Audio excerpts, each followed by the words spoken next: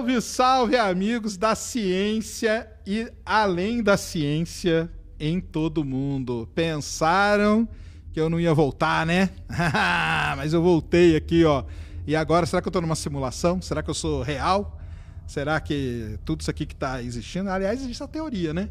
Que a gente vive ou não numa simulação. Então, para quem não está sabendo, está começando agora... mais um projeto meu aqui na internet, o Além da Ciência, que vai ser, obviamente, né, vamos falar muito além de ciência. Por quê? Porque lá no meu outro projeto, no Ciência Sem Fim, vocês reclamavam, né? Levei o Sorocaba, vocês falaram que não tinha nada a ver com ciência. Levava os meus amigos do Angra, também falaram que não tinha nada a ver com a ciência. Então, quer dizer, agora não tem como se reclamar, pelo menos pelo nome. É ciência e muito mais coisa que nós vamos trocar uma ideia aqui. Não vai ser só podcast, não. Vai ter um monte de coisa, vocês vão entender aí durante as programações. Então sejam muito bem-vindos e espero que vocês gostem aqui do conteúdo. E, para começar aqui, o meu primeiro convidado é um cara que eu já conversei com ele lá no Redcast. Eu ia levar ele no Ciência Sem Fim, quando aconteceu o que aconteceu. E aí, por que não, né? Começar aqui com um cara que eu acho muito legal e que iria fazer lá. Então, Daniel Lopes, um grande abraço. Brigadão, cara, por estar aqui inaugurando este projeto aqui, ó. Caramba, que honra, hein? Muito obrigado, Sérgio, pelo convite. Fico super honrado e parabéns aí pelo trabalho. Eu tenho certeza que vai ficar incrível aqui. Aí, pra quem não conhece, né, grande Daniel Lopes aí faz suas lives, ele faz a live no horário muito legal. Meio-dia. Na hora do almoço, né? Na hora do almoço. Na hora do almoço. Traz ali umas pitadas de conspiração pra galera. O pessoal gosta, Jogo né? ali, né, algumas pimentinhas, né, pra gerar Às vezes eu faço uma thumb um pouco mais sensacionalista e o conteúdo, né, é mais pé no chão, às vezes. Às vezes é o contrário, às vezes a capa é tranquila e o conteúdo é só curupira pra baixo. Tá certo. Mas aí, o pessoal gosta, né? A galera gosta, cara, conspiração é bom demais, cara. Ele aqui é autor do livro dele aqui, ó. Esse aqui é o mais novo, trouxe de presente pra você. Aí, o Teatro das Sombras. O Teatro das Sombras. É a reunião dos artigos que eu publico na Gazeta do Povo. Na Gazeta do Povo, né? Sim. Tá escrevendo na Gazeta do Povo, Isso. né? Muito legal. Musk, super sincero, jogou uma bomba sobre os... Aí tá aí, ó. Legal pra caramba. É uma coletânea de artigos, né? Aí, bem ó. legal. Então, sigam o Daniel Lopes aí nas redes sociais, pra quem não conhece ele. Ele tá lá no Vilela também, né? Tô no agora, Vilela, né? tem um programa lá fixo, né? programa lá, Ligando né? os pontos, Que é semanal. Legal. É legal também. É legal também. E, cara, é muita coisa pra começar. Eu tava conversando aqui com o Daniel Lopes antes da gente entrar no ar, né? Porque, cara, o ano começou. Já começou a 1000, né? Já começou a 1000, né, cara? Foi igual 2020. 2020 eu fui tirar férias com a família. Aí no dia 4 de janeiro de 2020, Trump mandou eliminar o Qasem Soleimani, que era o chefe da guarda revolucionária iraniana, e não tive férias, né? Tive que ficar só lendo e explicando pro pessoal o que estava acontecendo. Exato. Depois veio Covid, aí arrebentou tudo. Aí arrebentou. Então tem muita coisa pra gente falar, porque o ano está mal começando. Uma coisa muito importante para quem não sabe, né? Onde que eu estou, né? Então esse projeto aqui, ele está hospedado aqui dentro do Grupo Primo. Então o pessoal aí, que eu estou trabalhando com eles aqui no Grupo Primo, junto com o pessoal do myhub.ia.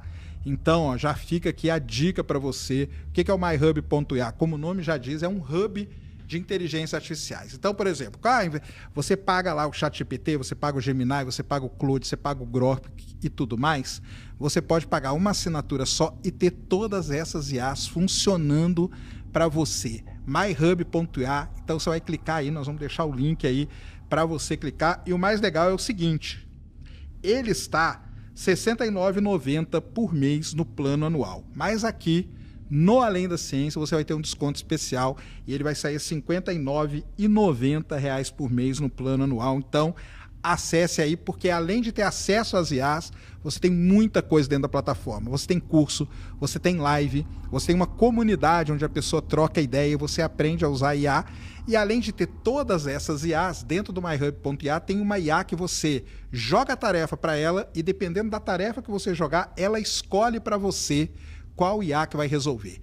Então, entre aí, porque é o jeito mais legal de você usar as inteligências artificiais hoje. Então, myhub.ia, que é do Grupo Primo, e esse projeto aqui, Além da Ciência, também é hospedado aqui no Grupo Primo. Então, um salve para a galera do Grupo Primo. Muito obrigado aí pela confiança e pela parceria. Antes, então, da gente entrar aqui e falar muita coisa do seu livro também, mas vamos falar um pouquinho das coisas que já aconteceram. Claro. Né? Então, teve aí, no comecinho do ano, o Trump invade a Venezuela e cata o Maduro, né? O que eu queria falar com você é o seguinte. Passado um tempo, eles falaram que eles usaram uma arma secreta. Exato. Que eles chamam de uma arma sônica, né? É. Que os caras começaram a sangrar pelo nariz, Sim. vomitar sangue. Exato. Como que é isso? Que você falou que você já estudou até sobre essa Já, arma, né? isso aí eu estudo há muitos anos. Porque eu trabalhei no Exército, né, na área de operação psicológica, no curso avançado de operação psicológica, e assim, sempre foi um assunto que eu gostei muito. Então, o Departamento de Defesa americano, ele tem todo um setor de desenvolvimento de armas não letais. A própria DARPA, né, desenvolve isso, que é o Departamento de Armas Avançadas do Pentágono. Inclusive, antes de ser DARPA, era só a ARPA, né? ARPA. E aí veio a ARPANET, que a internet surgiu dali, né? Então, só para um pouquinho da história da internet, para quem gosta desse tipo de coisa. Então, eles têm todo um departamento de armas não letais que envolvia, por exemplo, uma arma chamada LRAD, que é o Long Range Acoustic Device. Esse Long Range Acoustic Device, ele emitia um som tão agudo que a pessoa sentia que o tímpano ia estourar. Então, era para dispersão de multidões, né? A galera saía correndo. Só que a partir desse LRAD... eles foram desenvolvendo outras armas de micro-ondas que a pessoa tem a sensação que a pele está queimando. E tem até matérias do 60 Minutes sobre isso nos anos 90 ainda.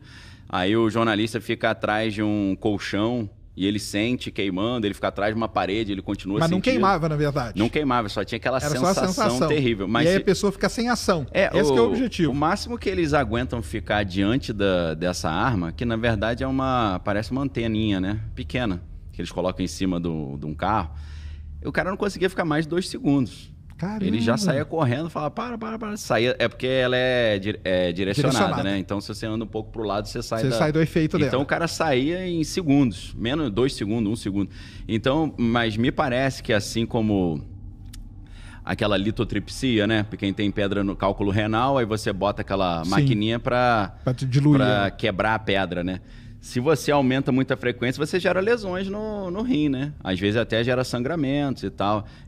Eu creio que funciona assim também. Dependendo da frequência do tempo de exposição, você pode lesionar os tecidos. Caramba. E aí é por isso que algumas pessoas que foram expostas a esse tipo de equipamento tiveram lesões cerebrais irreversíveis. Caramba. Irreversíveis. Aí tiveram que fazer cirurgias, né? Mais na parte do ouvido interno. Então isso aí já é antigo. Já é antigo, já. Aí teve a síndrome de Havana, né? Que foram funcionários da Embaixada Americana em Havana, em Cuba, que começaram a ter esse tipo de sintoma, né? E tem documentários também interessantes sobre isso. Todos eles desenvolveram tonturas que não tinham sentido, né? Até os filhos também, porque parece que eles direcionavam na parte da noite para os apartamentos onde eles moravam, né? Eita! E alguns ficaram com lesões permanentes. É estranho porque foram não apenas lesões cerebrais, mas lesões intestinais também. Parece que na parte digestiva também afeta. Então, assim, não mata a pessoa. A princípio não. É uma arma O lance não letal. É deixar a pessoa inativa, né? Isso, então, por exemplo, eles invadiram ali o prédio, eles usaram essa arma, os caras venezuelanos não conseguiam pegar a arma para atacar eles. Começaram a vomitar, caíram no chão. E aí caíram no chão, mas não sofreram ou sofreram. Aí a gente não vai saber. Eu não sei se eles tiveram algum dano permanente, né? Porque dependendo Eu acho que eles devem ter usado uma frequência altíssima, né? Porque o normal é você sentir a pele queimando. Ou um zumbido no ouvido. Agora para relatar que vomitando logo, sangue, né? Saindo pelo ouvido, nariz. Com certeza deve ter sido uma potência bem maior. No máximo. Caramba! Que se morrer é problema teu, né? E gerou um trauma também. Tem relatos de soldados venezuelanos que falaram, olha, eu nunca mais quero lutar contra o americano. Isso aqui foi altamente traumatizante. Caramba! E falou assim, boa sorte para quem for lutar com eles. Eita lá. Aí gera um efeito de psicológico, né? Aí entra a operação psicológica. Você temer o inimigo, né? Esse que é o efeito que eles querem mesmo. Mais esse poderoso. É o efeito desejado, né? E o que você acha disso aí? O que tem por trás disso aí? É o lance do petróleo mesmo, né? Controlar? O que você acha? Com certeza. Não apenas o petróleo, assim, você pensar, os Estados Unidos estão querendo assumir o controle do petróleo. É mais também para impedir que a China tenha acesso ao petróleo venezuelano, né? Pra galera que não sabe, né? 80% do petróleo venezuelano era vendido para a China. Sim. Né? Então, e a China também era credora da Venezuela. A Venezuela estava devendo alguns pagamentos. O Trump depositou lá em Doha, num banco que ninguém consegue acessar. Ninguém vai ter acesso, né? E tem uma outra questão que tem sido falado nos círculos geopolíticos, que é o seguinte: a gente tem visto essa fala recorrente do Trump de fazer uma ofensiva contra o Irã, né? Derrubar o regime iraniano e tal. A gente sabe que tem uma frota já poderosíssima ali ao redor do Irã. Então, a ideia é o seguinte: se os iranianos forem atacados e retaliassem, fechando o Estreito de Hormuz, que é por onde passa 24% do petróleo global, isso poderia gerar uma escassez de petróleo, né? Agora ele tendo acesso, eles né? têm o plano B. Então, se os iranianos fecharem a porta, a gente já tem um plano B, que é a Venezuela. Pessoal que não sabe, a Venezuela, a maior reserva de petróleo do mundo, tem 303 bilhões de barris. Né? É louco muito, isso. Cara, é muito. É muito. Mas eu trabalhei em Venezuela. É mesmo? Eu trabalhei em Venezuela, muito tempo. Em Caracas mesmo, não? Em Maracaibo. Maracaibo, lá no Lago de Maracaibo. Mas era o quê? Anos 90 ou 2000? Anos 2000. Eu trabalhei na época do Hugo Chávez. Mas tava meio estranho assim, ou cara, tava tranquilo? Tava estranho pra caramba, porque foi aquela época que ele nacionalizou. Tava tenso, não podia ter empresa americana. Sim. E eu trabalhava com uma empresa americana. Eita. Então, eu ia trabalhar, o que acontecia? Para quem não sabe, é o seguinte: o Hugo Chávez ele nacionalizou o petróleo na Venezuela. Sim. Só a empresa venezuelana podia trabalhar. Só que na Venezuela não tem empresa. Então, você tinha um criador de cavalo, ele virava dono de uma empresa de petróleo, sem saber nada de petróleo. Meu Deus. Um vendedor de computador virava dono de empresa de petróleo. Estratégia... Só que o que eles faziam, na verdade? Eles contratavam a gente. Eles contratavam a empresa americana. Entendi. Entendeu? Aí Perfeito. A gente ia lá, só que a gente trabalhava escondido. Era embaixo do radar. Exatamente. Caramba. Eu ia trabalhar escondido no porta-mala. Que isso, rapaz? Sério? Eu ia trabalhar escondido no porta-mala e o trabalho era o seguinte: era numa casa, num condomínio fechado. Sei. O cara me pegava no hotel, eu entrava escondido, trabalhava o dia inteiro, fazia tudo. E no final do dia, o cara que era criador, eu trabalhei com um cara que ele criava cavalo. Meu Deus. Ele pegava e assinava. Quando o cara me deixava no hotel, ele falava: cara, não saia do hotel de jeito nenhum. Porque ele morria de medo de eu sair, por exemplo, para tomar uma e falar: pô, eu trabalho aí para empresa americana. Mais alegre, né? Entendeu? Eu trabalho para empresa americana, isso aqui não vale nada. Eu trabalhei muito tempo assim na Venezuela. Que doideira, hein? Mas tempo. Financeiramente era legal? Valia Cara, a pena? não, para mim, eu era funcionário, né? Sim. Eu trabalhava para Halliburton. Mas aí recebia em dólar? Não, a Halliburton recebia, eu não, cara. Eu era normal.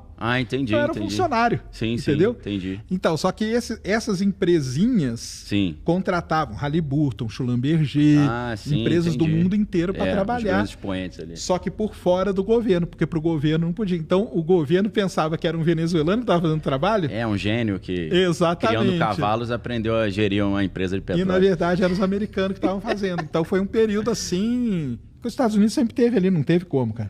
Não teve. Difícil, né? Não teve como. Mas e aí, como que você acha que isso aí vai se desenrolar aí, esse ano aí?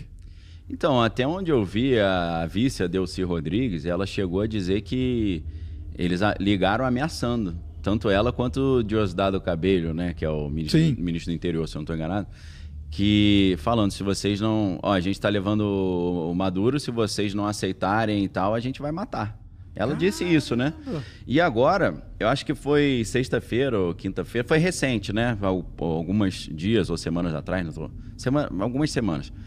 Ela aprovou no Congresso venezuelano a liberação para investimento estrangeiro na Venezuela.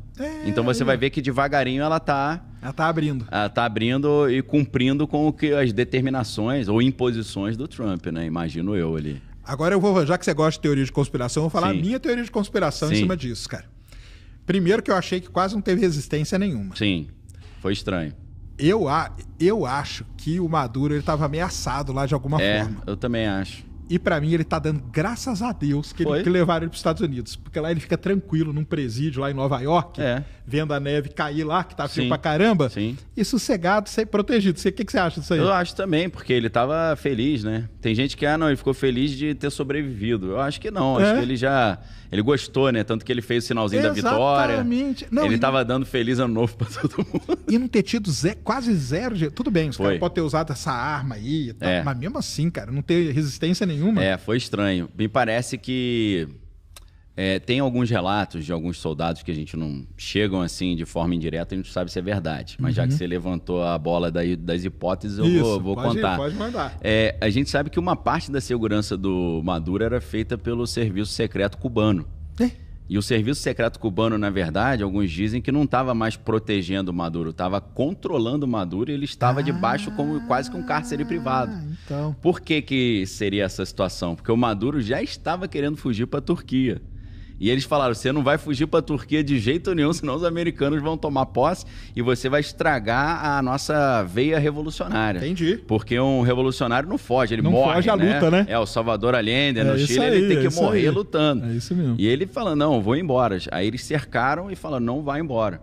Então, quando as tropas americanas chegaram, elas se encontraram apenas com essa força cubana, porque a força venezuelana já tinha largado. Vai lá, chefe, vai, chefe. E os cubanos não vai, não. Então, 32 cubanos morreram.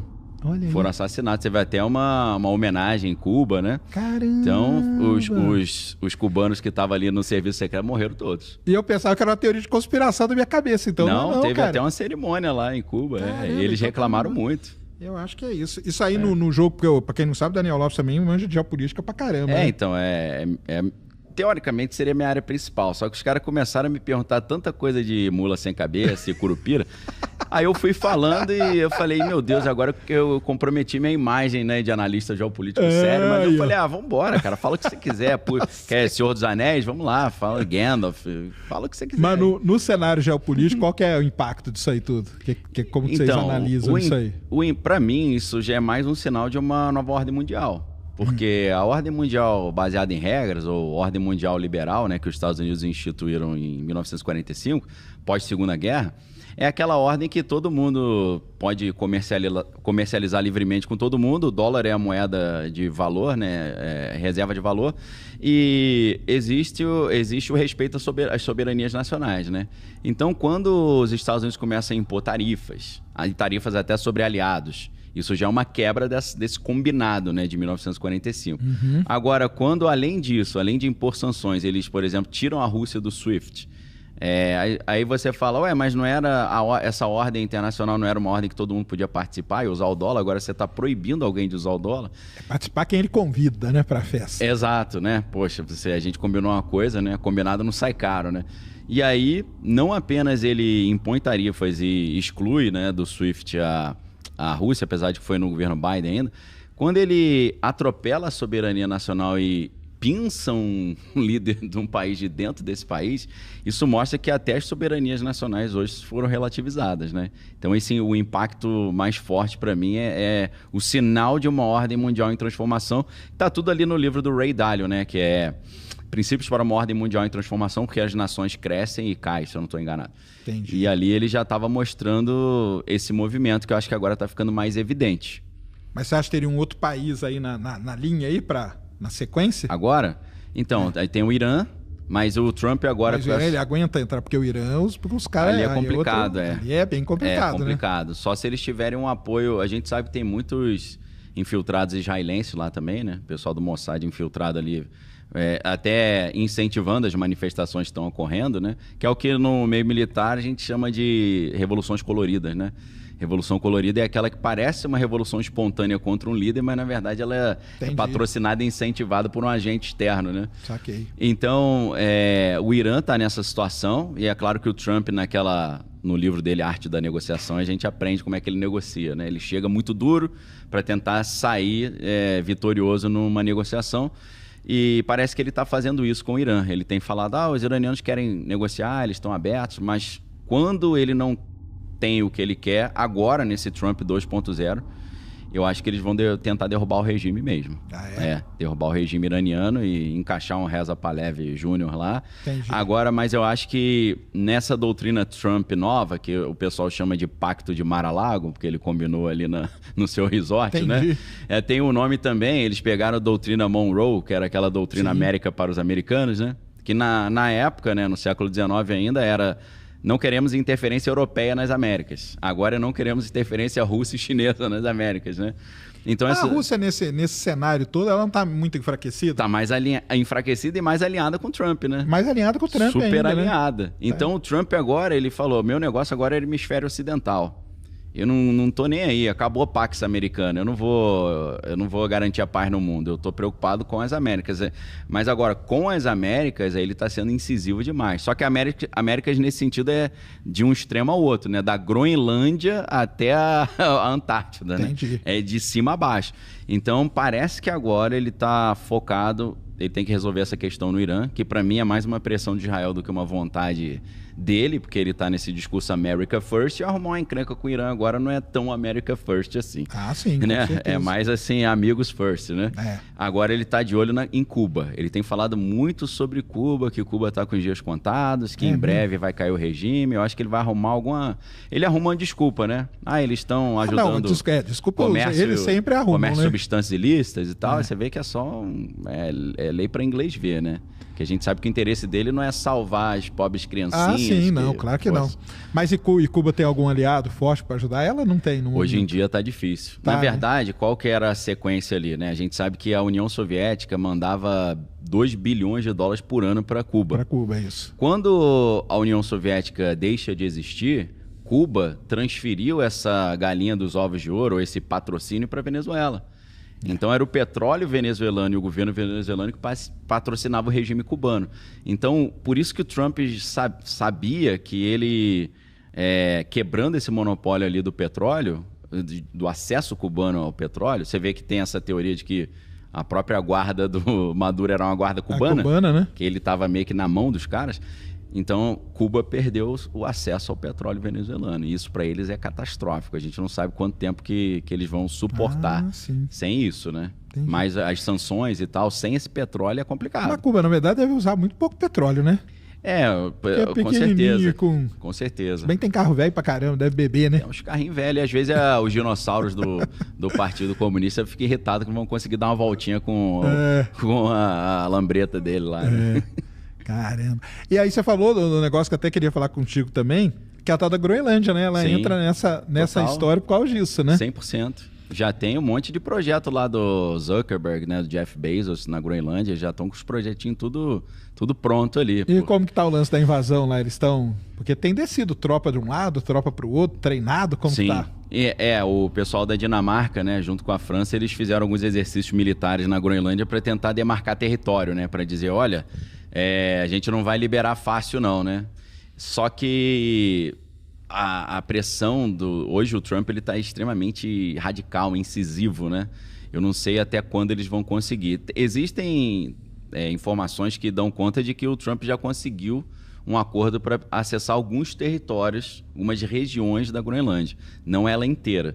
Não sei se vai ser suficiente para ele, né? Mas ele está determinado a incorporar a Groenlândia, sim. Vamos ver como é que vai terminar isso aí. Já tem até mapa, né? Com ela incorporada. Será que é verdade isso aí? O que você acha? Então, aquela imagem, foto, aquela foto lá. Você viu a foto ele mostrando? Eu vi. Parecia que era montagem aquilo, né? Parecia, mas né? Eu vi em alguns jornais de grande circulação que falaram, o Trump mostra um mapa que já parece que foi real, né? Eu não consegui validar. É igual o tal do Golfo da América, né? Exato. Eles já chamam em vários lugares de Golfo da América. Sim, do Golfo do México não existe mais. No site da SpaceX. Já tá quando também? Tem lançamento do Starship, tá escrito ali Golfo da América. Você não vê tá escrito Golfo como México. É que é a estratégia, né? Você vê que também a mudança do Departamento de Defesa para o Departamento da Guerra, né?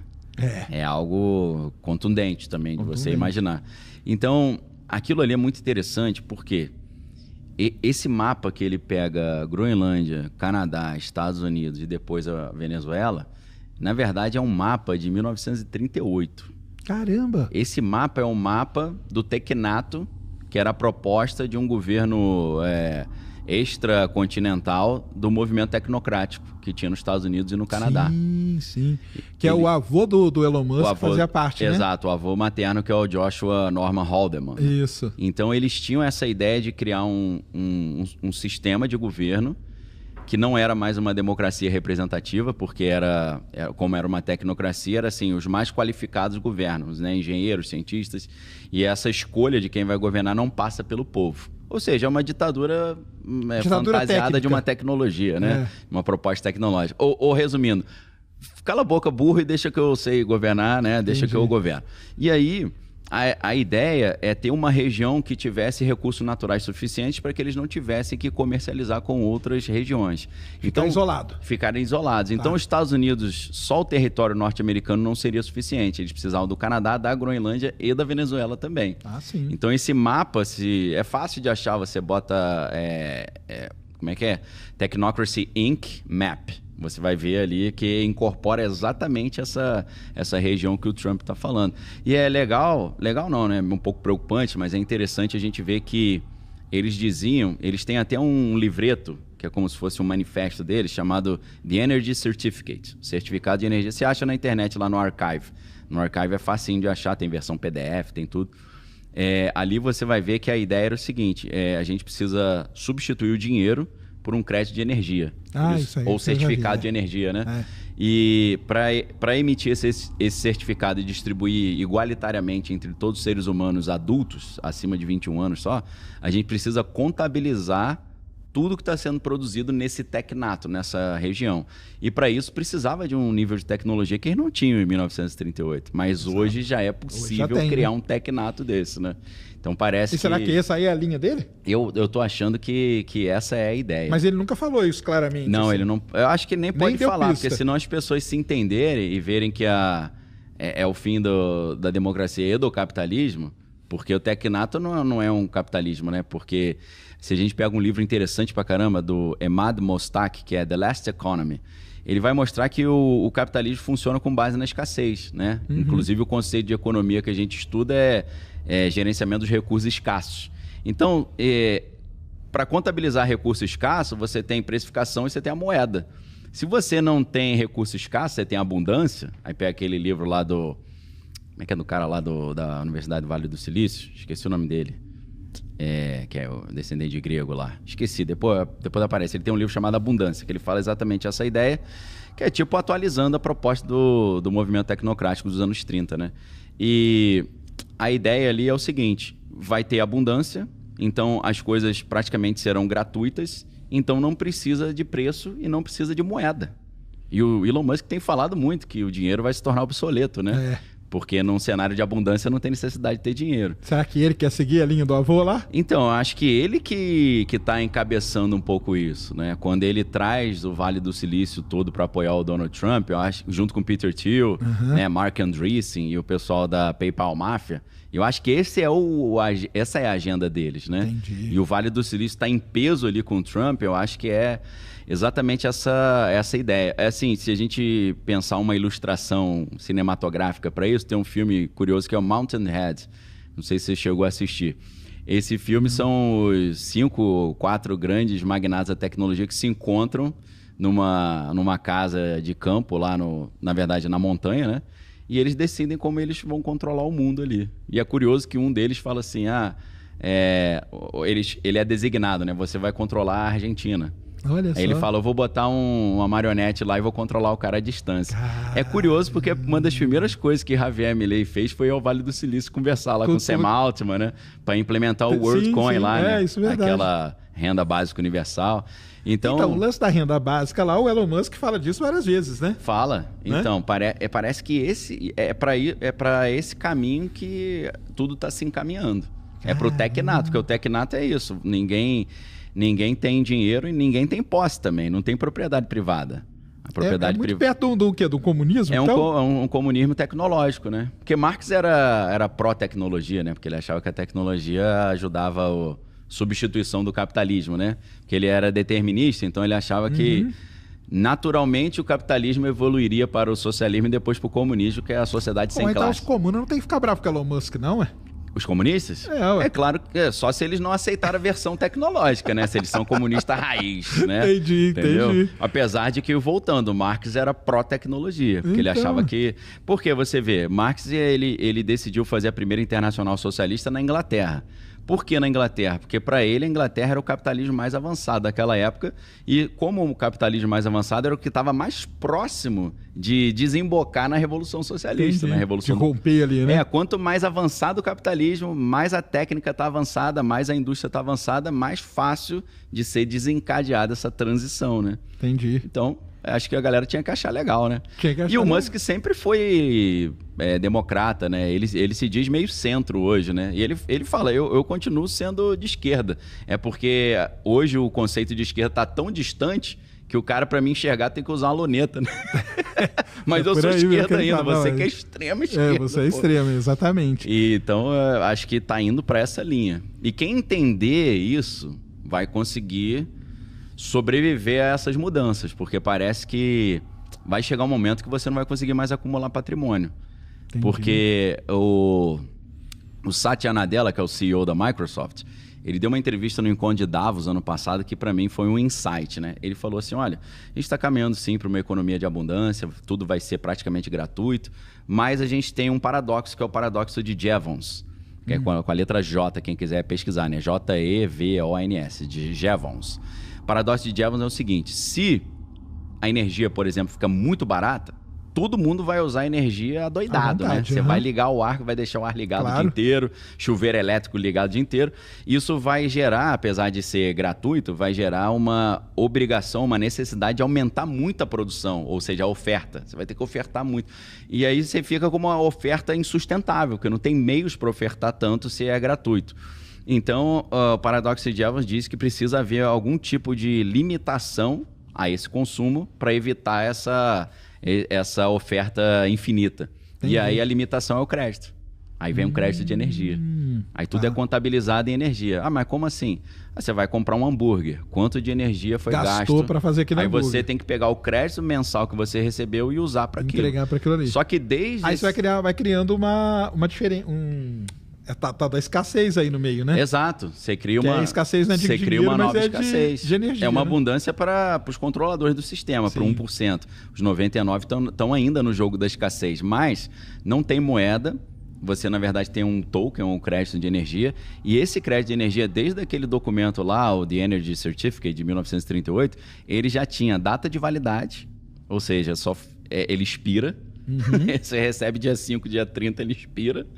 É intransferível, você não pode passar para nenhuma outra pessoa, e ele não pode ser trocado também por nada. Você não pode fazer trocado no sentido de eu não posso trocar esse crédito por coisas que não estão dentro do leque de coisas possíveis para serem consumidas. Vamos supor, eu quero comprar arma, não pode. Eu quero fazer uma viagem de avião para não sei onde, não pode porque você já gastou seu crédito de carbono também. Então tem certas... Aí entra o crédito social, né? Tudo isso junto.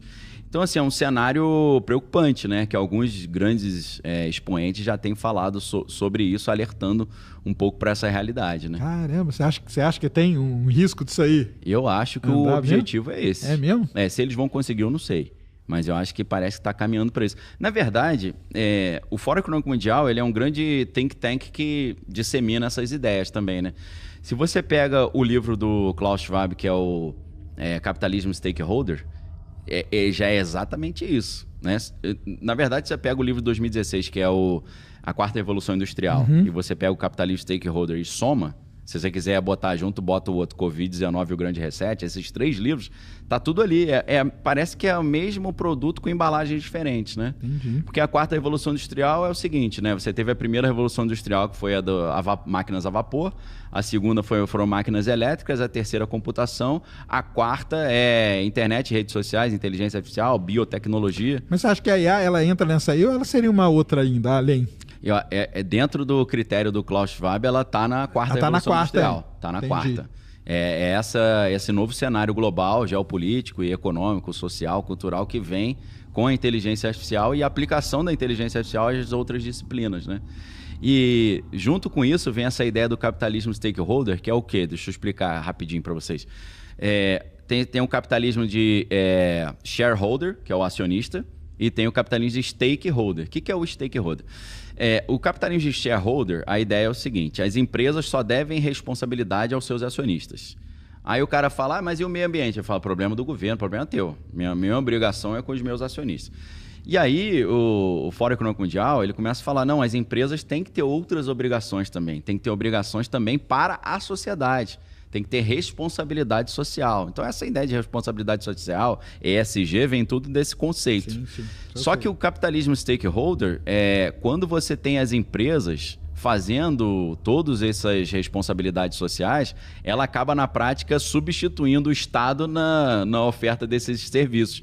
Então, as empresas privadas substituem o Estado. Então, o Estado deixa de existir, vira um Estado privado, e esse Estado privado não tem um presidente escolhido pelo povo, tem um CEO que é escolhido pela cúria lá da tecnocrática. Esse é o objetivo. É o que eu lembrei só do nickname dele, que é o Mencius Moldbug. Esqueci o nome desse filósofo, que é um cara que influencia muito o Musk. Ele chama isso de GovCorp. Governo corporação. Governo corporativo, GovCorp, né? Como se fosse, né? Não é mais presidente, não é mais o povo que escolhe. É muito parecido com a proposta do Tecnato, né?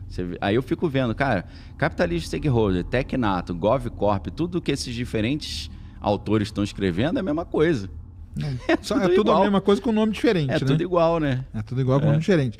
E aí entra aí boa parte das coisas que você fala no seu livro aí, tudo que você comenta, porque, vamos dizer assim, nessa linha aí que você tá falando, vamos dizer, se você vier acompanhando, faltava uma peça, e essa peça pode ter se desenvolvido agora nos últimos anos, que é a tal da inteligência artificial, né? Você acha que ela é fundamental para juntar tudo isso e fazer isso aí funcionar? É vital. Essa manipulação aí, tudo? Como que vital porque para você contabilizar tudo que está sendo produzido numa região desse tamanho, que envolveria Groenlândia, Canadá, Estados Unidos, você precisa de um gerenciamento de dados fora do normal, né? Não tem como você contabilizar isso com o que a gente tem hoje. E uma outra coisa estranha que vai nessa linha também é quando o Elon Musk, eu ia falar Elon Musk cria, mas não foi ele que criou, foi o Howard Lutnick, que é o secretário do Comércio. O Howard Lutnick criou o DOGE, que é o Departamento de Eficiência Governamental, né? Que o Musk começa com esse discurso da eficiência, evitar corrupção, evitar desperdício. E aí, o que acontece? Ele traz a Palantir Technologies para dentro do sistema de governo americano.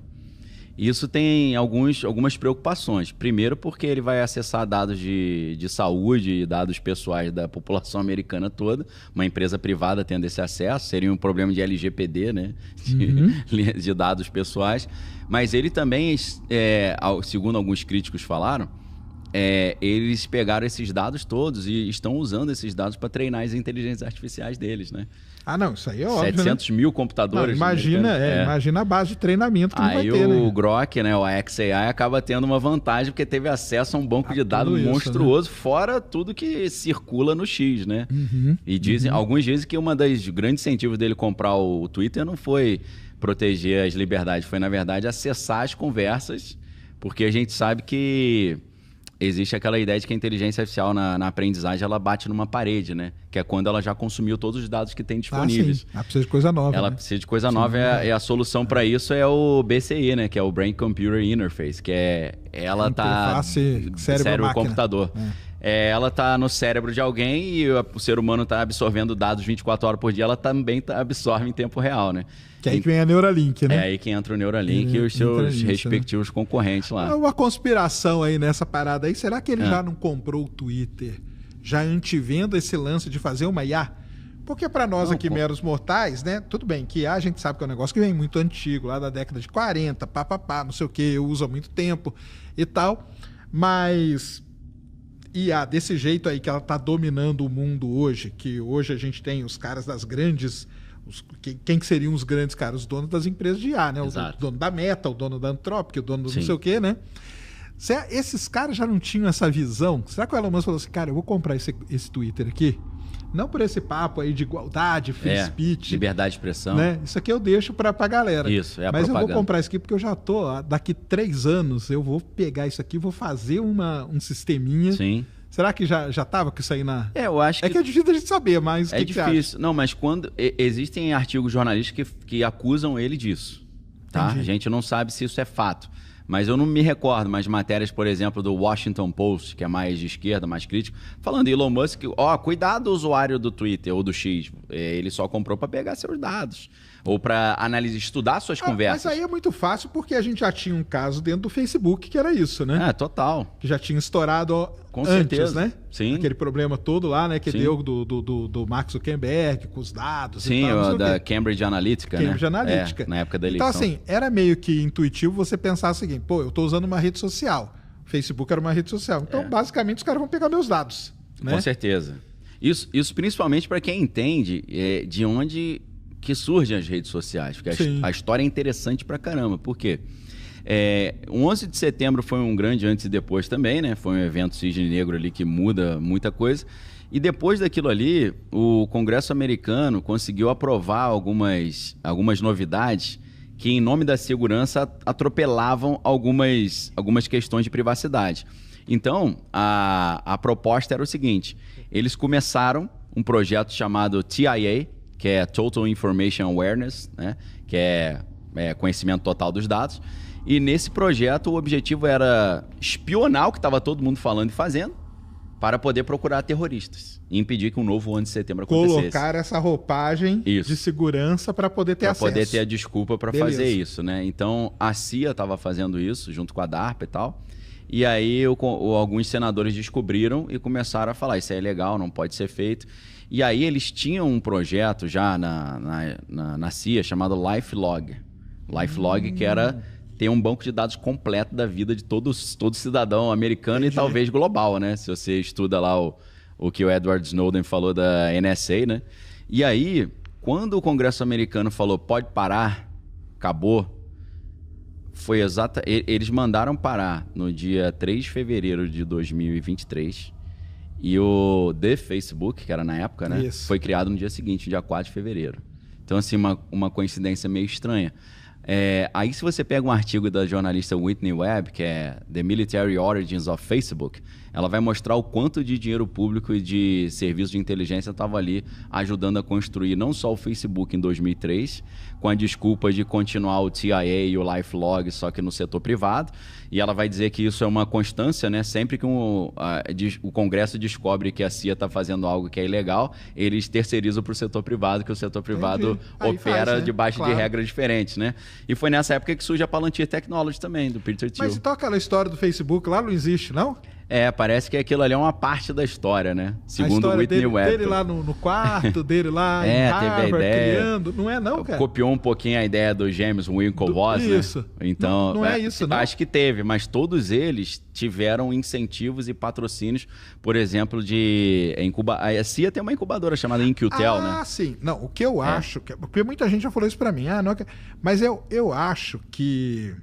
Isso aí, com certeza. O governo americano, ele direciona o que grandes universidades, por exemplo, têm que pesquisar, fazer ou desenvolver. Exato. E aí, dentro da universidade, o cara sabe quem é o crânio ali. Sim. E bota dinheiro no cara. Assim, querendo ou não, o Zuckerberg pode falar dele o que quiser, o cara é inteligente, né? Burro ele não é. Burro ele não é. Pelo menos ele era um programador. Pelo menos o que consta na história dele, que ele era um bom programador. Sim. E ele era um cara destacado ali, então, ele...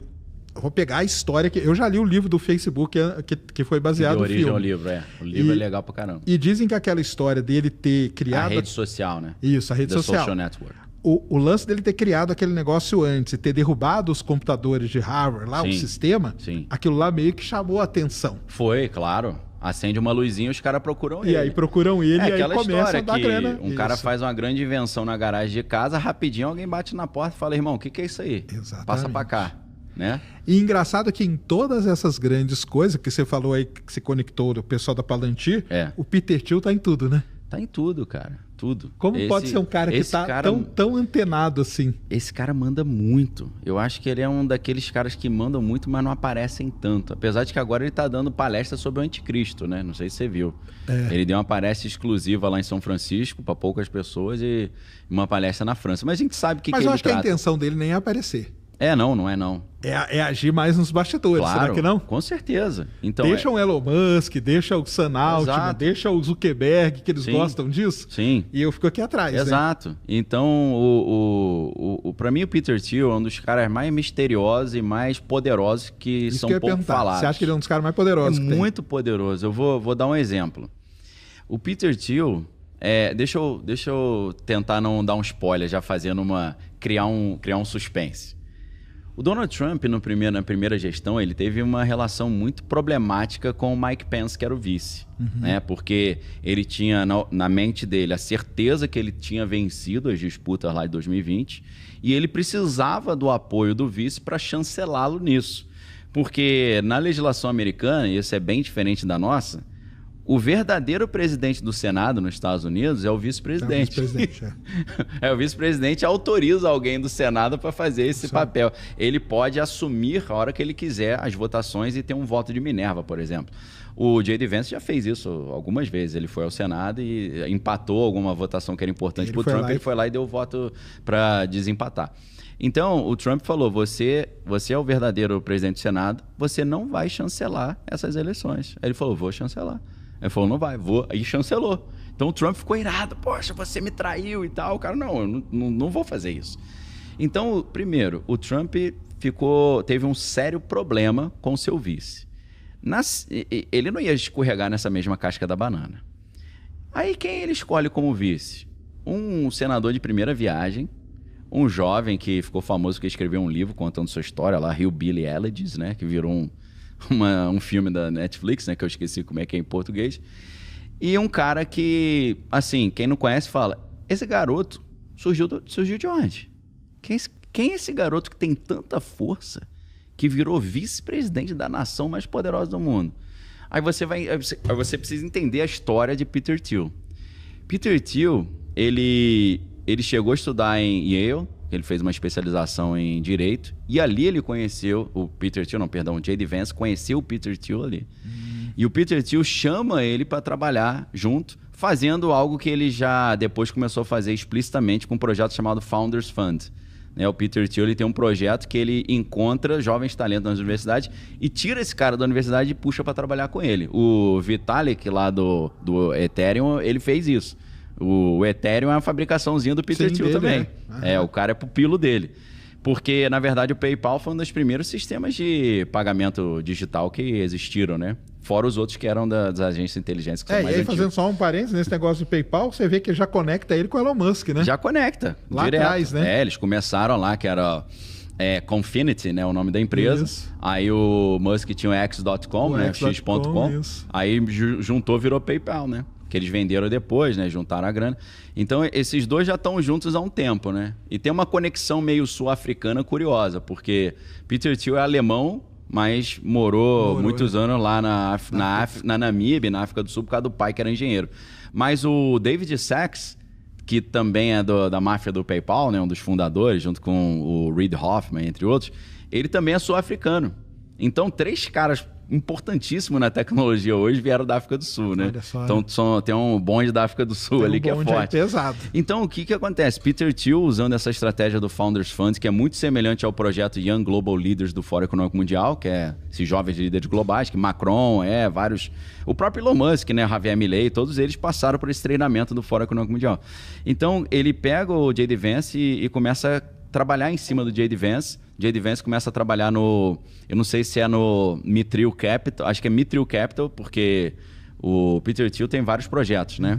Além do Mithril Capital, ele tem o Thiel Capital, mas ele coloca o J.D. Vance na Mithril Capital e ele começa a trabalhar ali no mercado, tal, gerindo os investimentos do Thiel. E aí depois, o J.D. Vance cria uma empresa chamada Naria Capital, e essa empresa tem fortes investimentos na área de biotecnologia, de ciências biológicas. E nessa empresa, ele cria essa empresa com patrocínio de Eric Schmidt, que era o CEO do Google. Você fala, cara, como é que um jovem, que assim que ninguém conhece, tem patrocínio do bilionário Eric Schmidt? Você fala, eles estão preparando esse garoto para ser algo importante. Né? Esse aqui é o meu garoto, é o meu pupilo, né? Então, na verdade, quem consegue encaixar J.D. Vance como vice foi o Peter Thiel. Peter Thiel é tão poderoso que ele escolheu, segundo essas leituras, o vice-presidente americano. Foi por causa disso. O Peter Thiel e o Elon Musk e o Tucker Carlson, que é o jornalista, todos eles falaram, se você botar o J.D. Vance, a gente desce a lenha te apoiando aí. E aí, quando ele aceitou, o Elon Musk foi lá e botou 250 milhões de dólares na campanha do Trump. Né? Então, foi o pedágio que o Trump teve que pagar para contar com o apoio do Vale do Silício, foi o J.D. Vance. Entendi. Quem que escolheu isso e fez isso? Peter Thiel escolheu o vice-presidente. Você imagina quanto que se você fosse botar no papel em número? Se perguntar aí pra galera, pouca gente vai saber qual que é a cara do Peter Thiel, cara. Não sabe. E o cara não é bobo, não. Tá? O cara é filósofo, ele... É o certo ficar meio no bastidor, né? Então, fica ali só, né? Só nas rédeazinhas, né? E é por isso que quando o Trump assume agora o segundo, ele fala aquele investimento gigantesco em IA que ele ia fazer, né? Exato. Vai fazer, né? Não, na verdade, quando o Trump venceu, eu sou sócio de uma empresa de investimento também, né? Falei pra galera, ó, Palantir Tecnológica vai explodir. Eles não acreditaram. Não, já tá nas máximas. Eu falei, poxa, cara, bota um pouquinho então do portfólio, que a gente tem uma carteira nossa que a gente tá, né, fazendo. Ganhamos pra caramba, porque Palantir explodiu, entendeu? Teve um crescimento absurdo. Por quê? É o pagamento do apoio, pô. Claro. Botaram Palantir em tudo. Não tem almoço grátis, né? Na verdade, o ICE, que é a Polícia de Imigração, todo o sistema automatizado que eles usam é da Palantir, poxa. São contratos multimilionários ali. E aí esse lance dele ter falado lá, quanto que ele falou? 500 bi, né? O quê? Foi? Quando o Trump assume lá... Foi do projeto Stargate. Do projeto Stargate. Então, isso é super interessante também, eu tinha esquecido. Donald Trump assumiu, né? Foi inauguration, né? Foi inaugurado dia 20 de janeiro de 2025. No dia 21 ele faz o primeiro pronunciamento. E aí ele aparece com Sam Altman, da OpenAI, Larry Ellison, da Oracle, e o Masayoshi Ono, que é do SoftBank.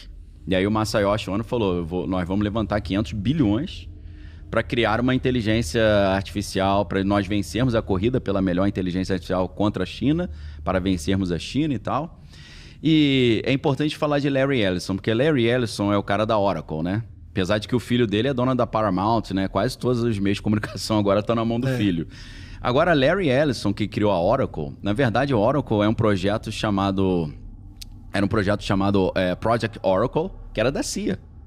Que era um projeto de usar banco de dados para espionagem. Né? Para quem eu trabalhei muito banco de dados da Oracle. Então, aí... Você vê, todos os dados de petróleo do mundo estão nos com bancos de dados da Oracle. Então, todos. É muito poder também, né? Muito também. O Larry Ellison, em algum momento... Não sei se foi já nesse ano, ele passou o Musk, né, como o primeiro mais rico do mundo. Porque o cara é outro que fica nos bastidores, mas manda muito também. Manda muito. Manda demais. Então, o Larry Ellison, ele assume esse projeto da CIA. Mais uma vez, eles terceirizam para o setor privado. E a Oracle, durante muitos anos, a CIA foi o único cliente da Oracle, poxa. Nem precisava de outro, né? Então, assim, esses caras todos, eles são contratantes de inteligência. A gente tem que saber isso, né? A gente olha o Elon Musk e fala, o cara é legal, joga videogame, né? É um dos maiores do mundo no Diablo, né? Pagou, né? Sabe que ele pagou pro cara lá, né? Pagou? Depois descobriram, não sabia dessa, não? Depois descobriram. Esquemação de filme. Descobriram que ele pagou pro cara ir lá e jogar pra ele. Jogar com a senha dele. Que aí ele fazia umas perguntas pra ele não sabia nem do que era o jogo e tudo. E passou uma vergonha disso aí, viu? Do Diablo lá. Eu não tinha visto essa não, cara. Passou uma vergonha. Vida. Eu tava pensando, quando é que alguém vai desmascarar isso? Porque o cara não tem tempo pra ficar jogando. Desmascararam ele, desmascararam. Meu Deus. Mas também tem problema, não, faz parte, né? Mas o jogo esse aí, o jogo né? Ganha o mais malandro, né? Então, cara, eu não lembro agora onde a gente tava aí. Não, ia falar lá dos 500 bi lá, do Stargate. Aí lá. Eu falei do Larry Ellison, que é um cara também super misterioso, né? Que é um cara que é filhotinho da CIA.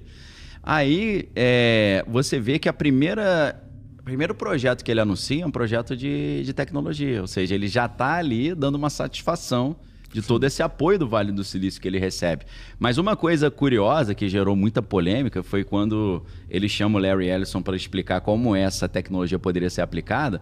Aí ele fala que eles vão associar a inteligência artificial com biotecnologia para achar a cura do câncer, né? Para usar isso na área da saúde.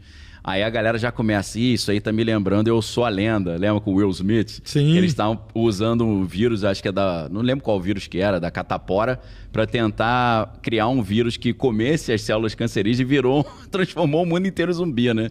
Quer dizer, os que sobreviveram, né? 90% da população morreu, os que sobreviveram viraram zumbis. Os caras aí, esse negócio de inteligência artificial para tentar achar a cura do câncer, a gente já conhece histórias que terminam meio mal. Começou, a galera ficou desesperada, né? Mas em que pé que tá o lance do Stargate? Stargate caminhando? Tá caminhando.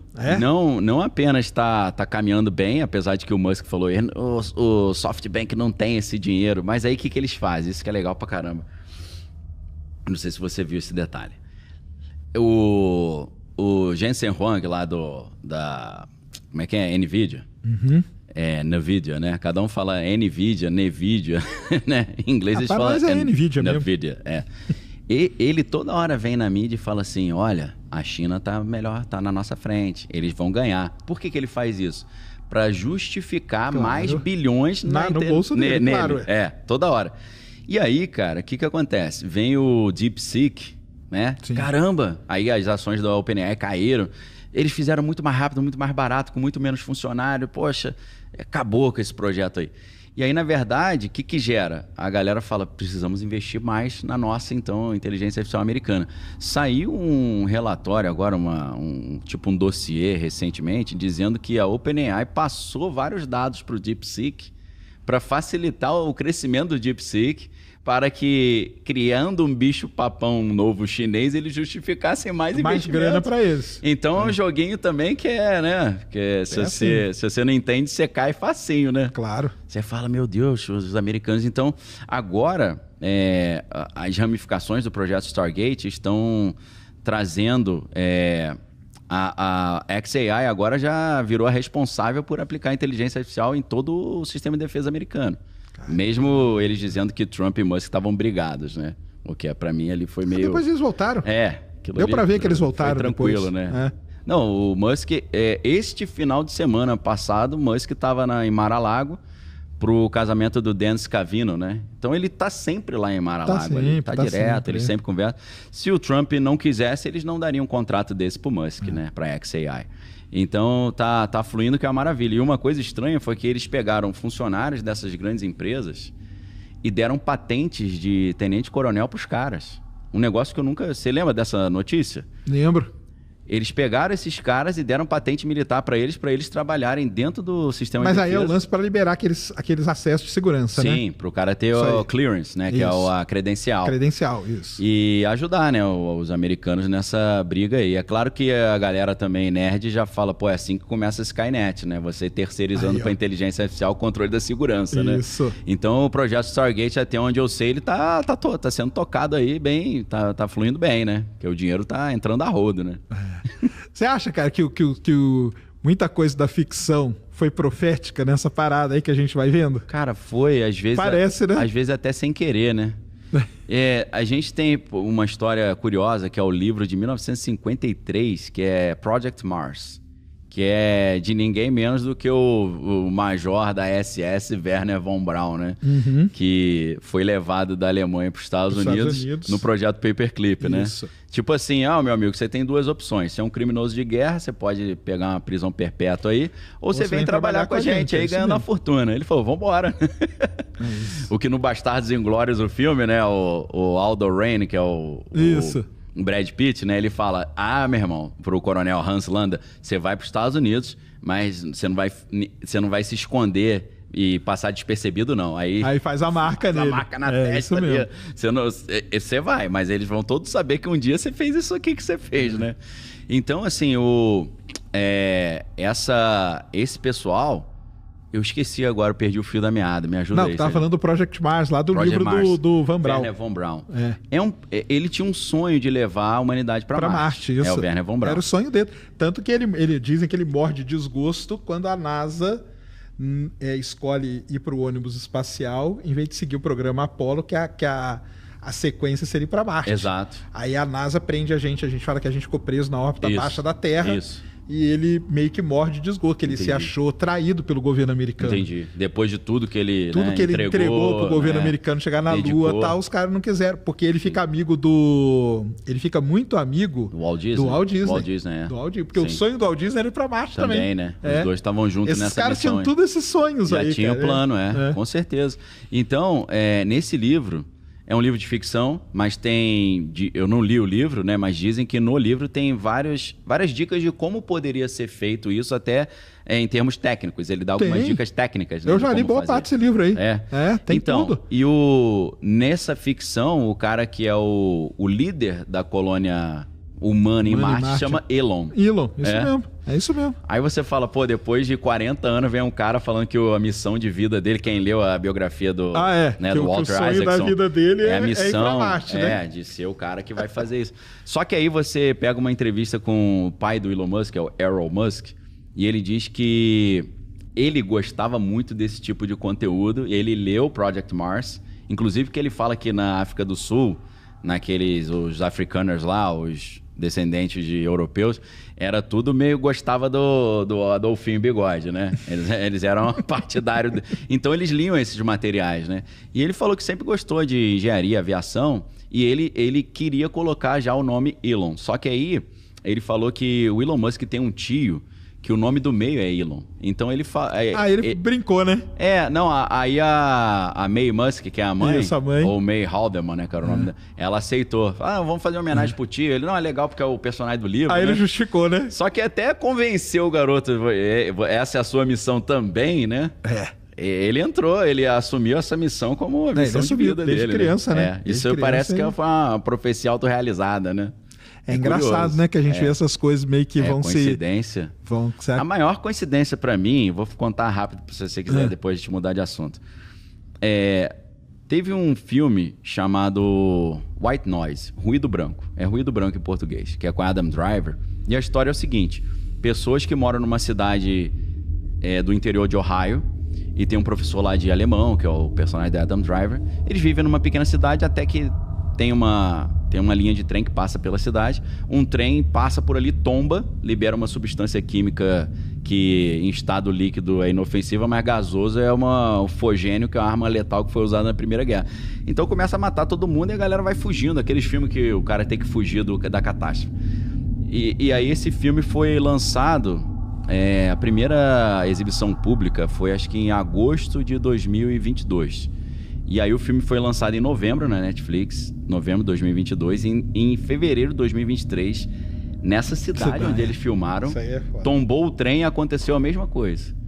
Aí você descobre que o autor desse livro, que é o Don DeLillo, ele é um cara conhecido por ter previsto inteligência artificial, perigo islâmico, 11 de setembro, porque o filme aconteceu 6 meses antes, mas o livro é de 1985. Aí são histórias estranhas, cara. Eu não sei como é que se explica um negócio desse. Como que explica? Tem explicação? Vamos derrubar o trem igualzinho no filme. Acho que, né? Não dá, né? A chance matemática, acho, de acontecer é pequena, né? Não, tem uns negócios que a gente vai vendo. Que a gente vai vendo acontecer demais.